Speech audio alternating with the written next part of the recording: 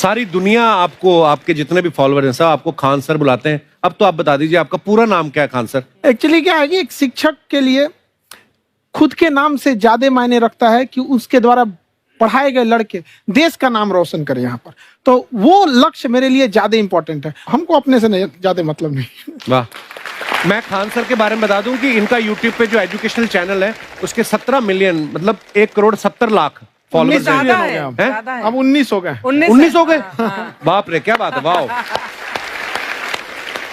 तो लॉकडाउन से पहले सर 30,000 थे। हाँ। एकदम लॉकडाउन के बाद जितनी आपकी सब्सक्रिप्शन बढ़ी है उतनी तो ओटीटी प्लेटफॉर्म्स की नहीं बढ़ी जितनी आपकी बढ़ गई। ये नेक काम की शुरुआत कैसे हुई थी खान सर? लॉकडाउन से पहले हम लोग ना ऐसे फिजिकली क्लास में ज्यादा पढ़ाते थे। अच्छा जी। क्लास में भी बहुत भीड़ रहती थी, लड़के पढ़ नहीं पाते थे। मजबूरी हो गई लॉकडाउन के बाद यूट्यूब पर पढ़ाना, क्योंकि दूसरा कोई ऑप्शन ही नहीं था। और हमको भी नहीं समझ में आया कि लोगों ने क्यों इतना ज्यादा सब्सक्राइब करते गए, क्योंकि हम तो वैसे ही पढ़ा रहे थे जैसे पहले पढ़ाते थे वहां पे। तो बस ये रहता है कि लड़कों को पढ़ाई से रिलेटेड उसको डाउट ना रह जाए कोई भी, क्योंकि जब हम लोग पढ़ते थे ना तो सबसे पीछे आते थे, हम लोग क्लास के पीछे बैठते थे। हम लोग मान लिए थे कि ये लोग बहुत अच्छे पढ़ने में, हम लोग का तो कुछ नहीं हो सकता है यहाँ पे। और घर वालों को भी लगता था तो जीव ले ला, कैसे भी काम चल जाएगा। बाद में हम लोग को पता चला ना कि टीचर की गड़बड़ी थी, हमारे ऊपर ब्लेम लगा दिया। सर आइए, बहुत बहुत स्वागत है आपका। वाकई एक्चुअली अगर पढ़ाने का तरीका इतना सरल हो, आसान हो, जैसे ना सर मुझे बचपन में ना मुझे हिस्ट्री का पढ़ने का बड़ा मजा आता था। बड़ा होके पता चला कि मेरा हिस्ट्री में तो था इंटरेस्ट, पर मुझे कहानियां पढ़ना अच्छा लगता था जी। आज मुझे थोड़ा लिखने का भी शौक है, एक आध कुछ शायद फ्यूचर में चल के आप वो भी कुछ ऐसा देखें, तो मतलब मुझे शौक है लिखने का। अब जाके समझ में आया कि वो क्यों अच्छा लगता था, उसमें कहानी होती थी। तो ये नहीं हमें पढ़ाया, हमें रट्टा मरवाते थे। तो ये जो आपका ये जो तरीका है ये बहुत ही बढ़िया है। काश हमारे समय में भी ऐसा होता, यूट्यूब पे अच्छे अच्छे शिक्षक होते। हालांकि हमारे टीचर भी बहुत अच्छे थे, लेकिन इतने डिटेल में खान सर मैंने आपके वीडियोस देखे हैं, मतलब जिस सब्जेक्ट को आप जानते भी ना हो और अगर लेक्चर देखें और सुने तो उसमें इतनी रुचि पैदा हो जाती है। बिकॉज हम सब टीचर्स के द्वारा ही पढ़ाए गए हैं और हमारे अच्छे टीचर्स भी रहे हैं, लेकिन जरूर आप में एक बहुत ही खास बात है कि आप हर सब्जेक्ट को बहुत इंटरेस्टिंग बना देते हैं। और थैंक यू। इसमें क्या है ना, टैलेंट जो है ये टीचर्स को विजुअल ट्रेनिंग कैसे देनी है, जो बताया अभी कपिल जी ने। कहानी, मैं एक छोटा प्रश्न पूछता हूँ, असैसिनेशन की स्पेलिंग किसको मालूम है? लोग बिलीव नहीं करेंगे लेकिन मुझे मालूम है। असैसिनेशन की स्पेलिंग होती है भाई एस माने गधा, गधे के ऊपर एक और गधा, एक और एस, उसके ऊपर आई मतलब मैं पूरा, और मेरे ऊपर पूरा देश, नेशन। आई नेशन। तो ASSASSI मैं ये जितना विजुअल कर दें पढ़ाने को, जितना आसान कर दें। वो याद नहीं होता था रेडियो किसने बनाया, बोला रेडियो चल नहीं रहा, इसको मार थप्पड़ मार, कोनी मार, कोनी मार, कोनी मार, कोनी ने बनाया। याद हो गया, मार कोनी ने बनाया। जितना विजुअल कर दो। जैसे आपने कहा कि कैसे किसी चीज को इतना अच्छा समझा देते हैं, वो आधे घंटे के क्लास के लिए पीछे 1 हफ्ते का मेहनत होता है। मैं ये भी पूछने वाली थी कि कितनी मेहनत लगती है आपको। वो डिपेंड करता है कि हम कब तक सेटिस्फाई नहीं हो जाते। अच्छा। कभी कभी तो कोई चीजें 2-2 महीने से अटकी हुई है, जब तक हम नहीं सेटिस्फाई होते, नहीं इसको ऐसे नहीं, अब लड़के समझो तब तक नहीं बताते उसे। कहते हैं ना, दुनिया ने मेरी बुलंदियां देखी, किसी ने पाँव के छाले नहीं देखे। क्या है ना कि हम लोग अपने स्टूडेंट लाइफ में इतना पीछे थे ना, कभी कभी अपने आप को से डर लगने लगता था, या हम कहाँ आ गए, हमारा कुछ हो सकता है कि नहीं हो सकता है यहाँ पे। तो लेकिन ना कुछ सीखने का बड़ा शौक था। हाँ। तो जैसे एक फिल्म बनाने से पहले डायरेक्टर कितने महीने की प्रैक्टिस करता है, 2 साल की मेहनत के बाद एक 3 घंटे की फिल्म बनाना पड़ता है। उस तरह से थोड़ा काफी मेहनत करना पड़ता है पीछे से, तब जाके समझ में आता है। और धीरे धीरे एक्सपीरियंस होने से थोड़ा समझ में आ जाता है कि क्या, कहाँ पे कौन सा चीज डाउट आएगा वहां पे। और आपसे पढ़ाई करने का ये भी फायदा है, ये पीट नहीं सकते ना यूट्यूब चैनल से, अंदर से निकल के थप्पड़ भी नहीं मार सकते।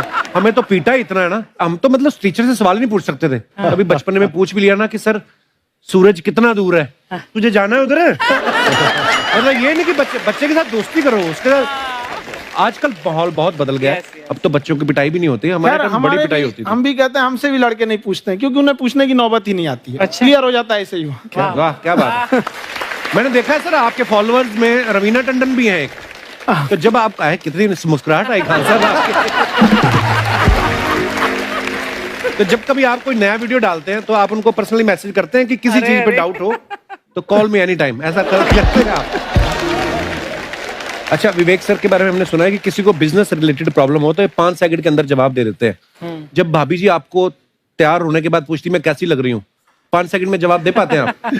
देखिए, इसमें तो सभी लोग पीड़ित हैं और हर जगह, हर घर में ये जरूर सुना होगा सबने कि बच्चों के चक्कर में तुम्हारे साथ रह रही है, वरना तुमको तो कब का छोड़ के चली गई होती। ये बड़ी कॉमन बात है। So right. परमीत सर बोलते हैं आपको ऐसा? आप तो कभी नहीं बोलती होंगी। इनका उल्टा है, इनका एटीट्यूड पति वाला है वैसे, तो इसलिए। क्या प्रॉब्लम है? नहीं, कोई औरतों को प्रॉब्लम मतलब मर्दों से कम बिल्कुल मत समझो। नहीं, ठीक है, पर ऐसे मुक्के वगैरह नहीं मारने चाहिए आपको। सर आपने अभी तक शादी नहीं की ना Khan sir?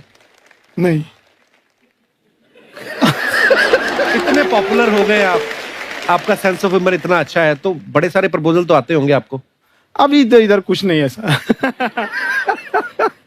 Khan sir personal सवालों का जवाब कम देते हैं। अच्छा, जैसे हम शादीशुदा लोगों को देखने के बाद हमको थोड़ा सा और अच्छा, कई बार ना इंसान ज्यादा मोटिवेशनल स्पीकर्स को सुन लेना तब भी कंफ्यूज हो जाता है। कोई कहता है बड़े सपने देखो, गाड़ी लो, बैंक बैलेंस बनाओ।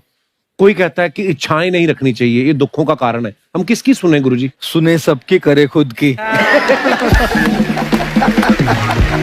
जो दिल से निकले। दिल से निकले, क्योंकि जो सुनते हैं हम कई बार सुनते हैं और उसको खुद की प्रोसेसिंग करते ही नहीं है, और जब दूसरों की बातें सुनकर बिना प्रोसेस करके फॉलो करने लगते हैं, उसी को तो हम अंधश्रद्धा कहते हैं। बिल्कुल। उसको प्रोसेस करें, अपने दिल से जो रेजोनेट होता है उसको सोचे और फिर करें। मम्मी सुना, मेरी मम्मी के आगे डॉक्टर फेल है। मम्मी की जो सहेली ऑन द स्पॉट इसके साथ बैठी है और इनको अगर कोई प्रॉब्लम है, फॉर एग्जाम्पल कोई शुगर की प्रॉब्लम है, तो उन्होंने जो बोल दिया वो अंतिम सत्य है। ले मैनू फलानी कहती है, ऐ खा लो तो ऐ हो जाता है। ये सवाल मैंने आपके लिए पूछा था।